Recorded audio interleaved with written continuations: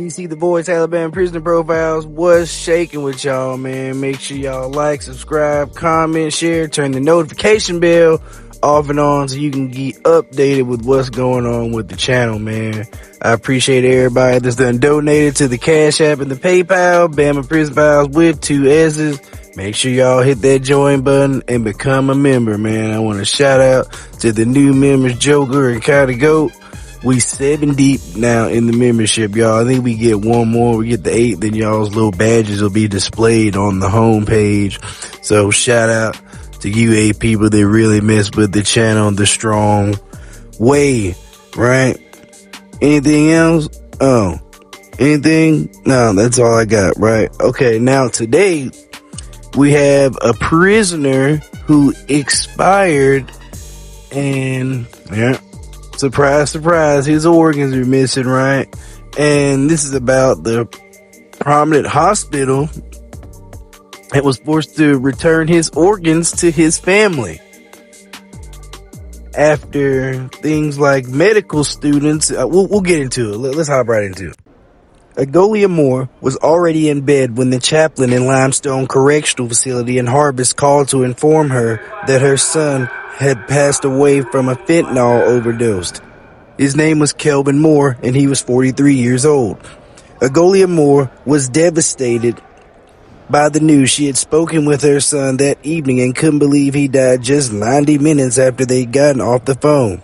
Then the chaplain asked her a question that made her even more suspicious about her son's death.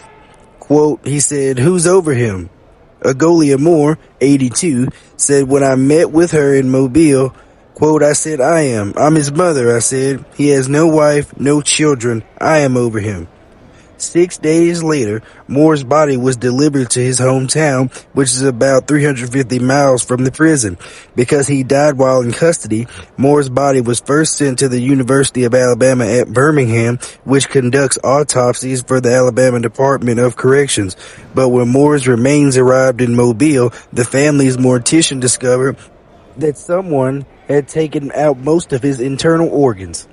Alabama has had the deadliest prisons in the nation for years. Moore was one of 337 prisoners to die behind the walls of the state's notoriously unsafe and draconian correctional facilities from October 2022 to October 23. According to the Department of Corrections, Moore, who had been incarcerated since 1999 on 2 counts of attempted unaliving, among other felonies, and 41 other inmates, expired while at Limestone in the Department of Corrections 2023 fiscal year. Alabama's prisons are so overcrowded and understaffed that the United States Department of Justice is suing the state and its Department of Corrections in federal court, alleging living conditions to be cruel and unusual. Thanks to inmate cell phone videos, the public has been getting a peek inside the walls of Alabama's squalid prisons for several years. Let's see. But the newest revelations of potential organ harvesting seem to have captured the public's attention more than almost anything else out of the system, short of the execution of 58-year-old Kenneth Smith on January 25th. In that case, Alabama became the first jurisdiction in the nation to execute a prisoner with nitrogen gas. Y'all remember that? We covered that. Birmingham civil rights attorney Lauren Ferrano is investigating the cases of Moore's missing organs. The controversy has ensnared the university's medical school, a cherished Alabama institution which reportedly has been doing autopsies for the state's prisons since 2006. Quote, "It's a systematic abuse situation," Ferrano said. UAB has been taking the organs of incarcerated people without family consent for years now, and we have a handful of families that have come forward who discovered that their loved ones were returned without their organs. Quote, "But so many of these cases went completely unnoticed because families don't typically think they need to do a second autopsy. Many of them can't afford it even if they wanted to." During the reporting of this story, Enscape interviewed 2 of the university's former medical students who say they discovered that hospital school personnel were retaining some inmate organs without family consent in 2018. They said they tried to get the university to change its practices but were shut down. There's a shortage of organs in the United States for transplants, science, and medical education. Some universities buy body parts and organ specimens from so-called body brokers.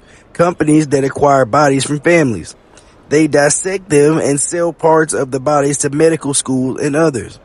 Quote, even the top medical schools are sort of at the behest of body brokers and a technically legal set of entities that finds ways to get bodies and body parts, unquote, said Brendan Parent, a lawyer and director of transplant ethics and policy research at the NYU Grossman School of Medicine. Quote, but they still get consent. Even these brokers still have to go to the family and say, quote, hey, would you be willing to donate your loved one's body to the advancement of science and education, unquote? The former university students interviewed by Anscape, who asked not to be named for fear it could hurt their careers, understandable, said their complaints about the university using cadaver organs without consent led to an ethics committee hearing on the issue in September of 2018. The former students said school administrators told them they had permission to harvest prisoner organs because they had a sign-off from wardens in the facilities where the inmates passed away. Parent, however, said he's not aware of any law that allows prison wardens to give consent to donate an inmate's organs. I'm going to read that again for y'all. This is the lawyer here, y'all. Parent, however, said he's not aware of any law that allows prison wardens to give consent to donate an inmate's organs. Quote, the idea that the warden of a prison is authorizing the recovery of bodies and of organs without that individual's authorization during their life and without the family's authorization is a total moral failing and probably a legal failing too, unquote, said Parent. In December 2023, similar allegations came forward about the Department of Corrections and the Alabama Department of Forensic Sciences. In that instance, Farrell filed a lawsuit for another family whose loved one who passed away in the custody after his body was returned without his heart. The Brandon Dodson case. Y'all remember that. Further, Ferragno said black families are more susceptible to being victimized in this way because 56% of Alabama's 21,000 inmate population is black, even though black people account for only about 27% of the state's population. Moreover, many of the state's 12-man prison facilities are more than 100% over capacity. Meanwhile, hundreds of autopsies on inmates have been done at the university since 2006. In July 2021, a bill signed by Alabama Governor Kay Ivey went into effect designed to prevent forensic personnel from retaining organs after autopsies without permission from next of kin. But that doesn't seem to have stopped the state or the university from doing so. Quote, it was very, very clear a medical examiner may not take an organ without family consent, Ferragno said. In response to questions from Anscape, the university released a statement that said it had followed applicable laws regarding handling organs during the autopsy process. Quote, we only conduct autopsies with consent or authorization, the statement said, staffed by credentialed physicians who are certified by the American Board of Pathology. In an autopsy, organs and tissues are removed to best determine the cause of death. Autopsy consent includes consent for final disposition of organs and tissues. UAB is among providers that, consistent with Alabama law, conduct autopsies of persons at the direction of the state of Alabama, unquote. When he was born on December 29, 1979, Moore was Agolia and Johnny Moore's 10th child. His mom was a homemaker. His father was a supervisor at a paper company. Moore's 6 brothers and 3 sisters catered to their little brother, who was nearly a decade younger than his closest sibling. Quote, he was the apple of our eye, unquote, said Simone Moore, one of his brothers. Quote, he wasn't just the youngest, he was our baby, unquote. The Moores were heavily involved in their Christian faith and music ministry. Moore followed suit, playing the drums in the church. As a teen, he attended McGill-Tulane Catholic School in Mobile. He eventually dropped out, getting a GED diploma at a community college instead. By 1999, Moore was running with the bad people in Pritchard and Mobile and using illegal substances. Quote, just probably hanging with the wrong crowd, unquote, is how Simone Moore described how his brother wound up getting into trouble with the law. Quote, it happens like a magnet sometimes, and so you have to make the best choice. But whatever choice you make, they're your choices. In 1999, Moore was convicted of 2 counts of attempted unaliving and 1 count each of burglary, assault, and kidnapping. Goddamn. While specific details about his case weren't available, of course, court records confirm Moore received a 99-year prison sentence. His mother said that drug use was at the root of his issues and that Mobile County judge who sentenced him gave explicit instructions for the prison system to treat his drug addiction, but that never happened, she said. Quote, they sent him straight to hard prison, Nagolia Moore said. Over the next 23 years, Moore would cycle through 5 of Alabama's most notorious maximum security prisons, places that have been called, quote, death traps, hellholes, and third world by inmates and human rights groups such as Equal Justice Initiative and Alabama Appleseed Center for Law and Justice, and some actual judges and shit. He spent 15 years at Holman Correctional Facility, Jesus Christ, about an hour north of his family's home in Pritchard, making it convenient for his mother and siblings to visit him regularly. At Holman, Nagolia said, her son earned the right to live in the honor dorm because of his good behavior. He received several certificates for taking whatever classes were offered. Moore also mentored other inmates seeking their GED certificates, he said. Quote, most of the guards liked him, she said. They said, Kelvin's a good guy. They spoke up for him. Eventually, he was moved to Donaldson Correctional Facility in Jefferson County, 4 hours away from his family. Nagolia Moore couldn't make it that far and settled for talking to her son by phone, which she said they did daily. The university began performing autopsies for the prison system in 2006, according to a January 2017 research paper published in the Journal of Forensic Sciences by 3 of the school's researchers. Back then, the death rate in the prisons was 80% less than what it is in 2023. The article found that 421 inmate cases were referred to the university from June 2006 through July 10, 2015. Most of those cases were ruled accidental as a result of drug toxicity, so they're blaming them, saying most of these organs came from overdoses. There were also nearly 180 deaths found to have been the result of natural causes, researchers said. But in 2018, questions began to emerge regarding the university's handling of prisoner organs post-autopsy inside the medical school. A group of medical students began questioning their pathology lab instructors over what they saw as a disproportionate number of organ specimens coming from deceased prisoners. Each specimen, the students told me, included a short biography which did not name the person who had passed, but gave some of their health history. Quote, we kept getting cases that read, this is a set of lungs from a man who was incarcerated at St. Clair Correctional Facility. One of the former students said, these are the lungs of a 90-year-old man who died of aspiration, pneumonia, secondary to Alzheimer's disease in XYZ Correctional Facility. The students suspect that the families of the dead inmates had not considered the use of their relatives' organs for medical education. To the, quote, I remember someone from the Department of Pathology writing down, no more than 1/3 of the specimens came from incarcerated people, a former student said. Quote, and it seems like to them, they were saying that this wasn't a disproportionate number. But to me, that stood out because 1/3 of the population of Alabama is not incarcerated. Eventually, a group of 13 medical students set up a meeting with the leaders in the autopsy division and the anatomic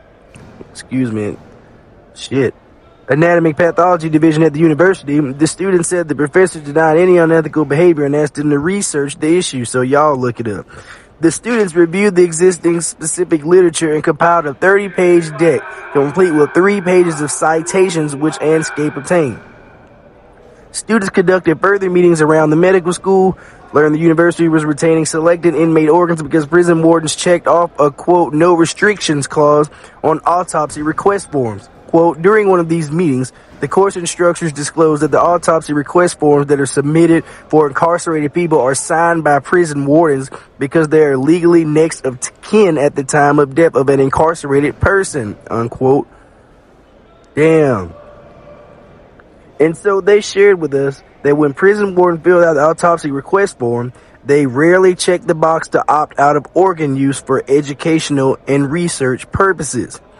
Anscape obtained notes from the students kept from 2018 in which they wrote university officials told them they tended to use inmate specimens because those frequently had a more dramatic pathology than those of non-inmates. Quote, they keep them because it's easier to teach lung pathology from a 2-inch tumor than a 2-millimeter tumor, one former student said.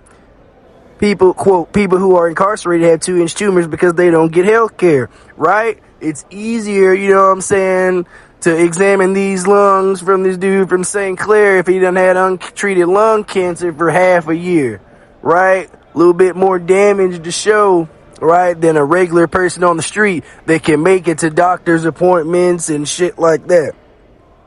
Insanity. About 4 months after this issue arose at the university, the students got an audience with the university's in-house ethics committee. That meeting occurred on September 20th, 2018 before the medical school's 9-person ethics panel.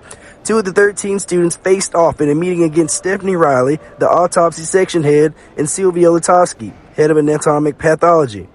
The students had submitted their 30-page deck titled UAB Division of Autopsy, Ethical Considerations on Organ Use from Incarcerated Individuals. Significantly, the deck listed a potential solution to the students' concerns.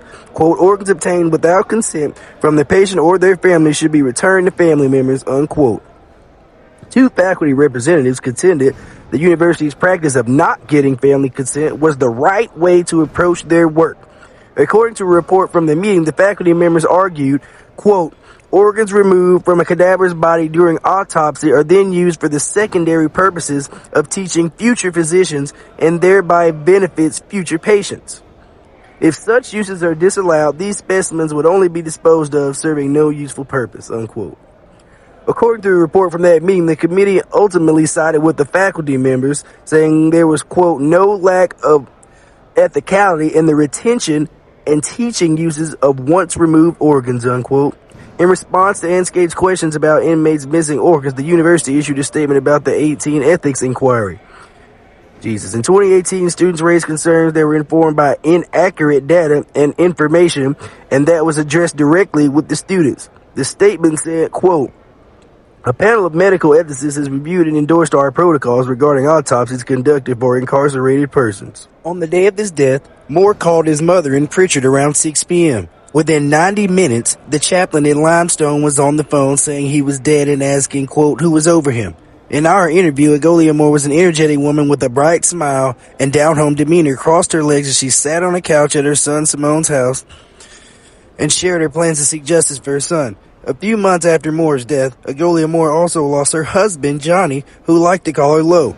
He instructed his wife not to let their son's death go without some kind of fight. Quote, my husband was on his deathbed, but he said, quote, Lo, there's something wrong about what happened to Kelvin. It's not right, he said. Stick with it. And we're going to stick with it, she said. Moore was Agolia Moore's 3rd child to pass away. When the family needs funeral services, they go to Samuel Jackson's mortuary in Mobile, and it was no different with Moore's homegoing. The mortuary picked up Moore's body from the university on November 27, 2023. When Jackson was preparing the body, he discovered most of the organs were missing. He immediately contacted the family. Quote, I said, hey man, they kept most of his organs, Jackson told me when I visited his office recently. Jackson met with Simone Moore, who was livid, and the pair contacted the university. I might be saying that. Simone, maybe it's Simeon. Simeon Moore demanded the medical school return Moore's organs to the family. However, Jackson said the supervisor said they spoke with the organs, told him the organs were being kept for, quote, further study. Jackson also said this case and others concerning missing inmate organs has captured the attention of funeral directors statewide, fueling unsubstantiated speculation of a, quote, black market for organs. After Simeon Moore and Jackson called the university demanding the return of Moore's organs, his brother Michael Bowman got a call from the chaplain in Limestone suggesting that the university be allowed to keep his organs. Quote, y'all sure y'all don't want UAB to keep his body parts, his organs? The chaplain said. On July 28th, a Friday, Simeon and his sister Monica Kaiser showed up at the university to retrieve their brother's organs. The university gave Simeon a red viscera bag which contained the organs. Simeon took a picture of himself with the red bag on the university campus and another at a church once he and Monica drove back to Mobile. Moore was buried the next day with the red bag, which the family never unsealed, placed in his casket. The family doesn't know for sure if his organs were in the bag. They never got them tested. Instead, they say they were planning a lawsuit and suspect the court might have to exhume Moore's body to test what's inside the bag. Simeon calls what happened to Moore's organs, quote, thievery. Quote, you cannot just arbitrarily open someone up and take what you want out of their body, he said. Quote, it's just an atrocious act to know you've done that without our permission, and we would not have agreed to it on any terms. We don't want this to happen to another family, and it could be anyone, because everyone knows someone that's incarcerated. Agolia Moore added, quote, but they just got the wrong family this time. Oh, Jesus Christ, man. There y'all have it, man. Y'all let me know what y'all think about this in the comment section, man. Shout out to those medical students, you know what I'm saying, putting their future professions at risk by asking questions that they don't even have to ask and shouldn't really be concerned with, you know what I'm saying? Just get your high-priced, prestigious degree and get the hell on. But you got a few that gave enough of a damn to be like, hey, out of 100, why are like 30 of these organs from inmates? And why are these organs in the worst condition all the time compared to normal motherfuckers that can go to their doctor's appointments and that are actually receiving care for their various illnesses, diseases, and ish like that? Huh? Lord. Let me know what y'all think. And then the administration, we ain't did nothing wrong. We don't need to get consent of the family. Trust me, we're sure this is legal. We had people that we're in bed with, you know what I'm saying, that came and they said it's straight. So we paid our dues to these folks. We're a prestigious hospital. Don't question us. Get the hell on before, you know what I'm saying, we get y'all up out of here. Guarantee they would push that shit any farther than that. You know what I'm saying? It's over with for you. Let me know what y'all think about this in the comment section, man. Like, share, subscribe, notification bell, Cash App, PayPal, Alabama Prison Files, 2 S's, DC The Voice, Alabama Prisoner Profiles.